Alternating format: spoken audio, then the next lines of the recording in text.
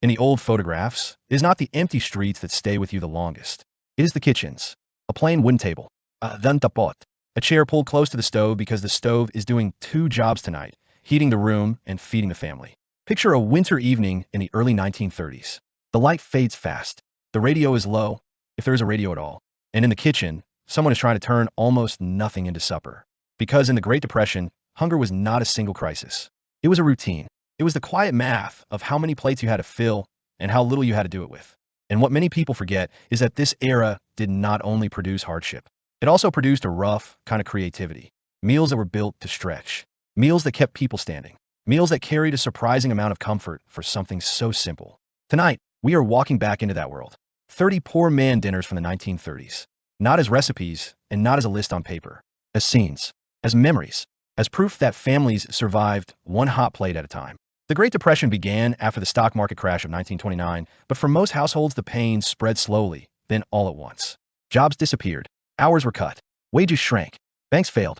In farming areas, drought and dust made the problem sharper, because food and money could vanish together. Food became the center of daily life because it had to. People bought the cheapest staples they could find. Flour, cornmeal, dried beans, rice, potatoes, cabbage, onions. They saved bacon grease in jars. They reused bones. They watered down milk. They took pride in making a meal look complete, even when it was built from scraps. And in many homes, supper mattered the most. Supper was the meal that gathered everyone back in one place. Supper was what you had to make feel steady, even if the rest of the day was not. So as we move through these dinners, listen for the same themes again and again. One pot, onepan, a little meat used for flavor. Leftovers turned into tomorrow, and a quiet human detail that makes it real. The first dinner is famous for a reason, and it tells you a lot about the mood of the time. Hoover stew was not one official recipe. It was a survival stew, often remembered as macaroni stirred into canned tomatoes, canned vegetables, and slices of hot dog or any small bit of meat. It was cheap, it was filling, and it fed a crowd from a single pot. People ate it because it made pennies look like supper. It mattered because a bowl of something chunky felt like dignity. And in many kitchens, it simmered long enough to fog the window, while the family waited for the first ladle. From that big pot, the next dinner often came from an even older idea. Beans and cornbread. Dried beans were affordable, stored well, and gave steady energy. Cornbread turned cornmeal into warmth you could hold in your hand. One common variation was beans cooked slowly with onion and salt, then cornbread baked in a pan or cooked in a skillet. People ate it because it was simple and complete. It mattered because it could feed a family without needing meat. And the detail people remember is the sound of cornbread breaking, crumbs scattered, then brushed into a palm and eaten anyway. If there was meat at all, it was often the kind that was bought for flavor, not for show. Ham hocks and beans was a classic poor man dinner because ham hocks were bony, tough, and cheap, but they carried smoke and salt. A long simmer could turn that into a rich broth. People ate it because it stretched a small piece of pork into a whole pot of food. It mattered because the protein and warmth could last for days. And the most human detail is the second night, when the beans taste even better, thicker, and deeper, like the pot learned something overnight. When even that was too much, some families leaned on the simplest bean dinner of all. Pork and beans. In some homes, it was homemade with navy beans and a small piece of pork. In others, it came from a can, heated, and served with bread. People ate it because it was dependable and quick. It mattered because predictability was comfort in a decade full of surprises. The detail that feels real is the plate. Tin, chipped, or mismatched, wiped clean with bread because no one wanted to waste a spoonful of that thick sauce. But what many people forget is how often rice stepped in when bread ran out. Rice and beans became a quiet cornerstone in many households. Rice was cheap, easy to store, and easy to cook. Beans added protein and made the bowl feel complete. In some homes, it was seasoned with onions or a spoon of fat. In others, it was nearly plain, relying on hunger to do the rest. People ate it because it could stretch through hard weeks. It mattered because one pot could be kept warm and served again. And the detail is the stove, with a lid that lifts again and again as different hands come by for a small scoop. From beans and rice, many dinners shifted into soup because soup forgives scarcity. Potato soup was the kind of meal that showed up when the pantry felt empty, but a sack of potatoes was still in the corner. A simple version often used potatoes, water, salt, pepper, and onion, with milk if there was any. Sometimes a spoonful of bacon grease made it feel rich. People ate it because it was filling and familiar. It mattered because it warmed the body fast. And the detail that sticks is the steam, rising in soft waves while someone stands close to the stove just to feel it. If potatoes were not the base, beans often returned in a different form. Navy bean soup was a working man's supper for a reason. Dried navy beans were cheap and lasted on a shelf. A soup pot could be built from beans, onion, and water with a ham bone if the household had one. People ate it because it was sturdy food that kept you going. It mattered because it turned pantry staples into something that felt like a real meal. And in many memories, it is served with plain bread, the crust used to drag the bowl clean when the spoon can't reach the last thick bit. Another dinner that made the most of a dry pantry was split pea soup. Dried split peas cooked down into a thick, steady soup, often with onion, salt, and maybe a smoke bone for flavor. People ate it because it was cheap and because it turned into a filling meal with almost no effort once it was simmering. It mattered because it brought warmth and protein at a low cost. The human detail is the way it clings to the spoon, heavy and slow, the kind of supper that makes a tired room go quiet. And then, when the garden and the pantry gave you a handful of vegetables, soup became a place to put them. Vegetable soup with dumplings was more than a meal. It was a strategy. Carrots, cabbage, potatoes, onion, beans, whatever was around all went into the pot. Then dumplings, made from flour, water, and a little leavening if you had it, were dropped on top. People ate it because dumplings made thin soup feel like dinner. It mattered because flour could turn scraps into comfort. And the detail is always the same. Someone lifting the lid carefully, watching to see if the dumplings finally puffed. Not every poor man dinner was a soup. Some were simply what you could boil together and serve hot. Boiled cabbage and potatoes was plain, common, and deeply tied to hard times. Cabbage was cheap and stored well. Potatoes filled you up. In some homes, a bit of salt pork added flavor. In many, it did not. People ate it because it was what they could afford.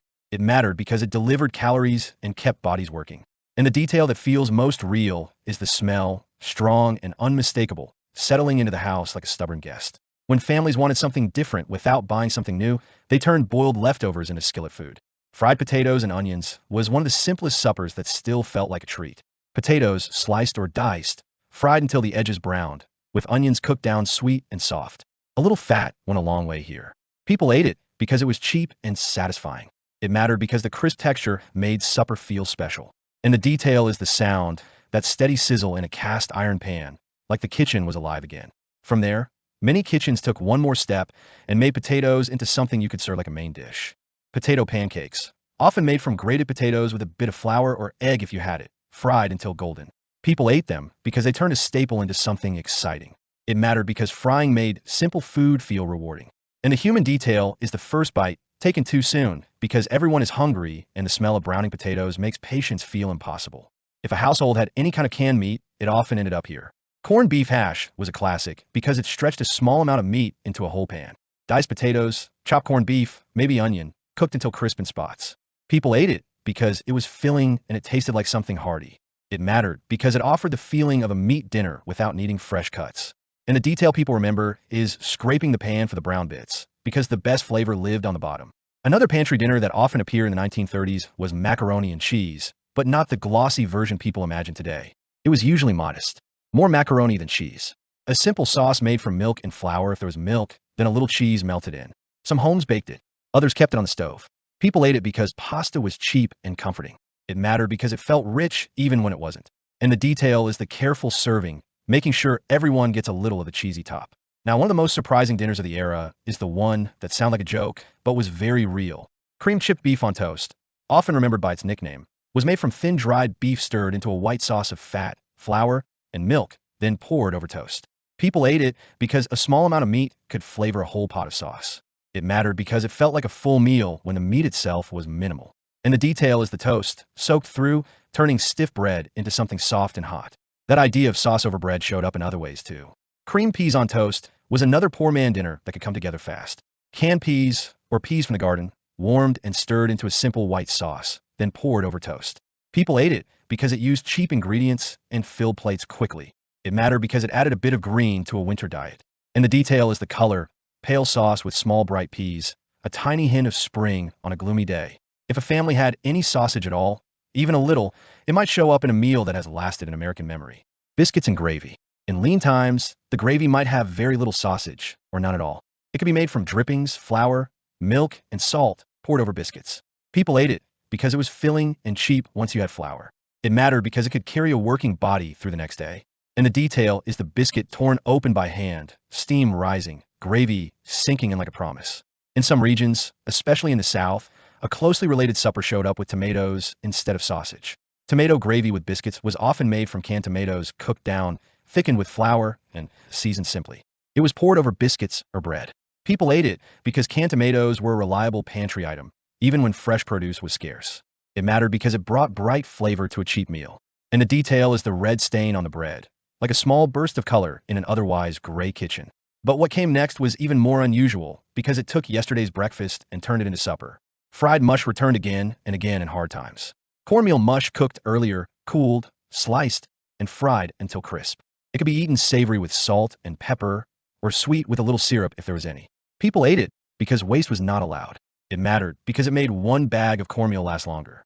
And the detail is the uneven slices, not perfect, but golden in spots, stacked on a plate like treasure. Cornmeal also appeared in a dinner that could be made without an oven and without much time. Hot water cornbread was mixed quickly and shaped into small patties, then cooked on a hot surface. It was often served with whatever greens were available, because greens were cheap or foraged and brought needed nutrients. People ate it because it was warm, fast, and filling. It mattered because it turned a humble pantry into something you could build a plate around. And the detail is the crumb, falling onto the table, then brushed aside and saved by a fingertip. Speaking of greens, one of the poorest dinners was also one of the most connected to the land.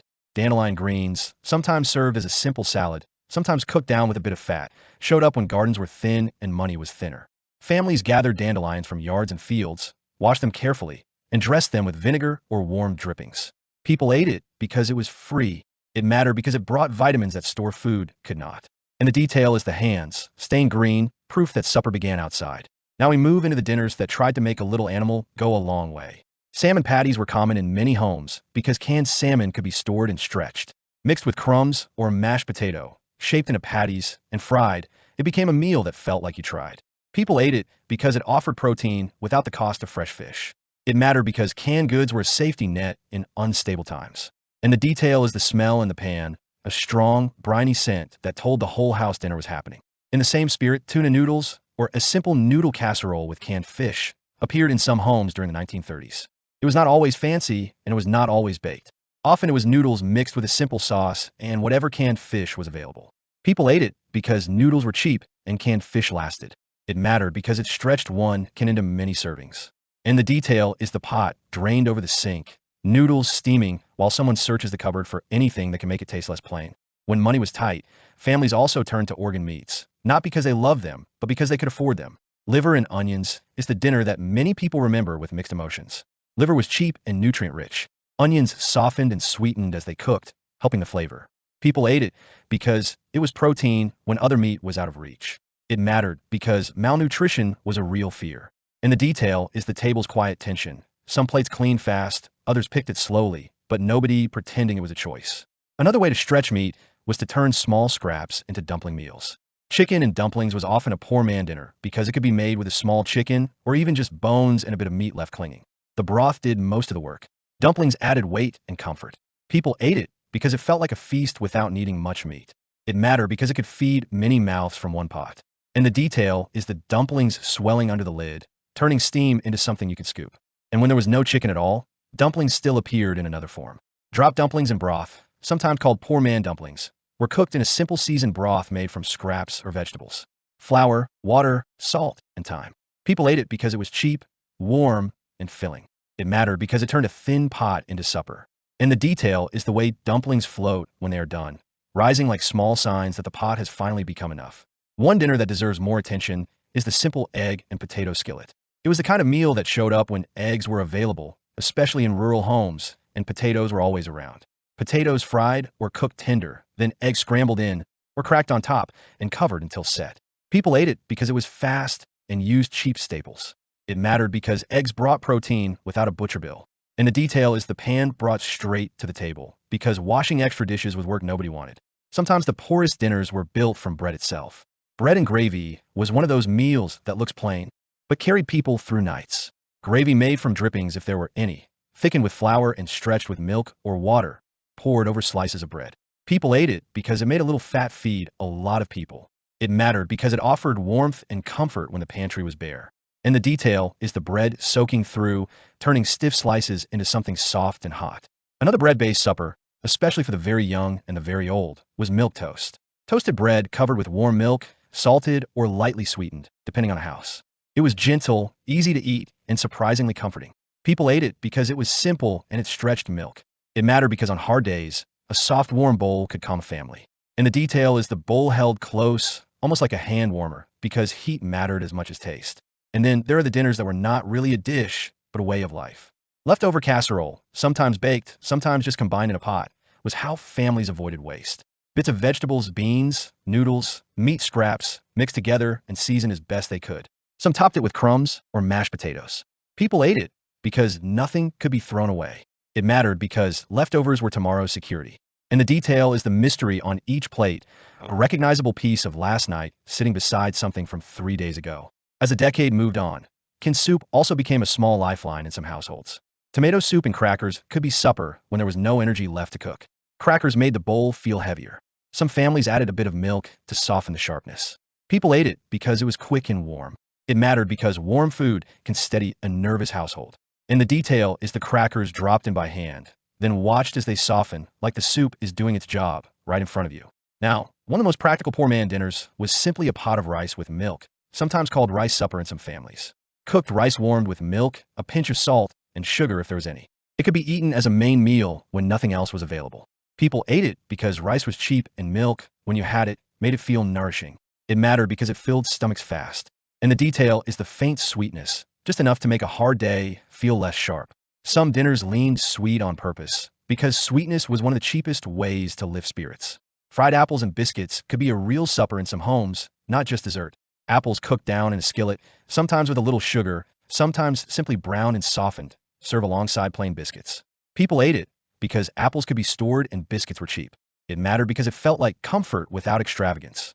And the detail is the smell, warm apple drifting through the house, changing the mood before anyone even sits down. And finally, the dessert that often doubled as a poor man's supper when there was nothing else to serve. Bread pudding.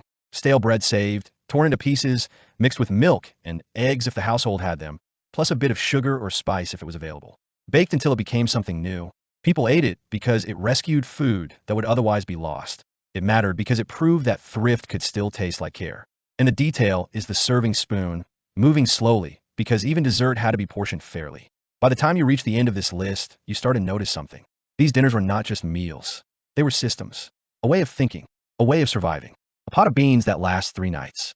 A pan of potatoes that turns into pancakes. A loaf of bread that becomes gravy supper, then bread pudding. A can of salmon stretched into patties so everyone gets some. A handful of greens pulled from a yard, not for trend, but for nutrients.